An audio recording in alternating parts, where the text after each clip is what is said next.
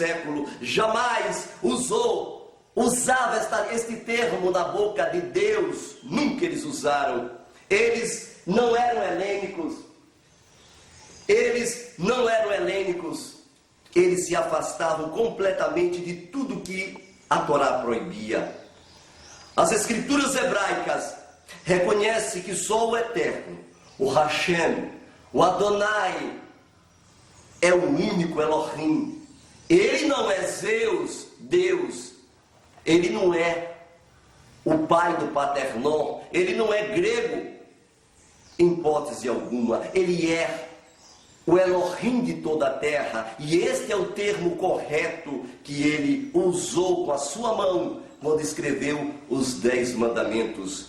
Veja que quando o anjo, o Melahim, apareceu a Miriam, quando o Melahim apareceu a Miriam naquela oportunidade, o Melahim, aproximando-se de Miriam, como foi que ele disse para ela? O anjo falou grego? Será que o anjo falou grego? Quando por acaso Yosef recebeu a visita do Melahim, do anjo, será que o anjo falou grego? Eu não acredito, o anjo falar grego? Bem, uma prova disso nós temos na Bíblia, por exemplo, em Atos 26, 14 a 15. Atos 26, 14 a 15, nós temos uma prova exatamente do que aconteceu quando o Messias apareceu ao apóstolo. Exatamente quando o Messias apareceu ao apóstolo. Vamos ver, eu vou te provar que o Messias falou grego. Vocês querem ver que ele falou grego com o apóstolo Shaul? Vamos ver. Atos 26, 14 está escrito: e caindo nós, o apóstolo Shaul, para quem não sabe, é Paulo. É o mesmo Paulo. Já é uma mudança, tá, querido ouvinte? É uma mudança do nome dele. Ele não é Paulo, o nome dele é Shaul.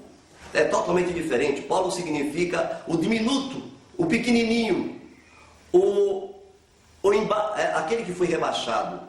Shaul significa o alcançado por orações. Não tem nada a ver com o nome dele. Mas eu gostaria que vocês entendessem, na hora da conversão dele, ele disse: e caindo nós todos por terra, ouviram uma voz que falava em língua grega. É o que está escrito na tua Bíblia aí? Não, meu amado. Em língua hebraica. Dizendo: Shaul, Shaul, por que me persegues? Ele falou em hebraico. Será que aquele Melahim falou em grego com Miriam? Quando ele disse: Miriam, o que está dentro de ti é de Elohim. E tu terás à luz a um filho, e chamará pelo nome de Não, querido ouvinte, não é Jesus. Ora, o anjo não estava falando grego, ele estava falando para uma pessoa que falava hebraico. O nome dele era exatamente um nome santo, um nome lindo, um nome justo. O nome dele significa salvação. E a palavra Jesus não tem este significado. Quer uma prova melhor disso? Vamos lá. Preste bem atenção. Se você por acaso prestar bem atenção, você vai ver que em João 4, versículo 22, o que é que disse aquela samaritana, aquela mulher ao Messias, que estava ali assentado com ela?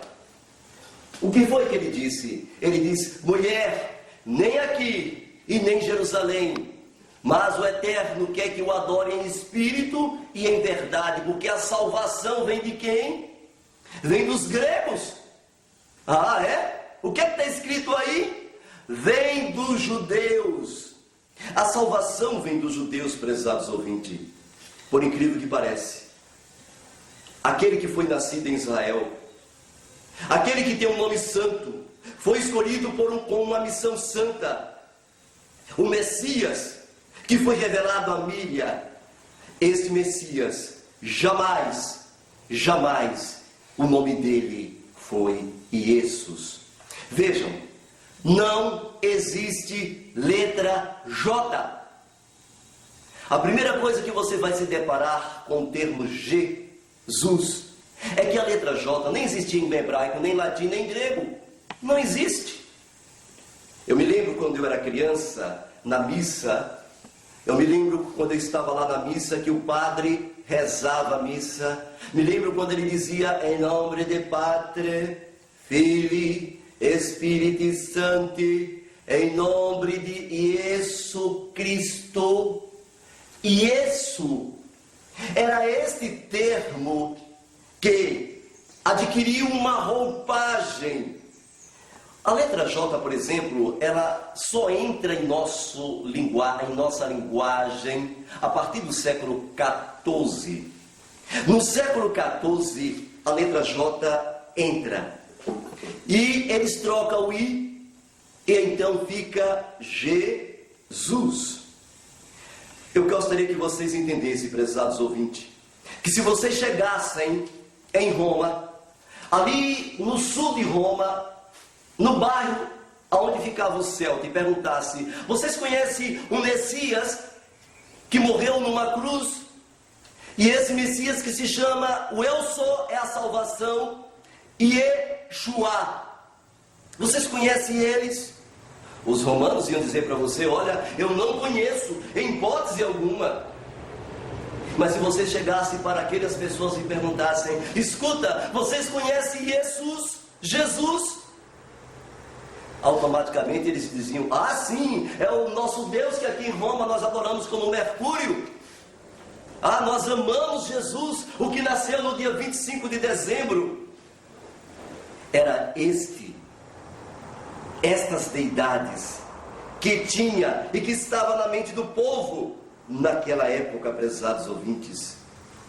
Era uma coisa terrível vocês mudarem o nome.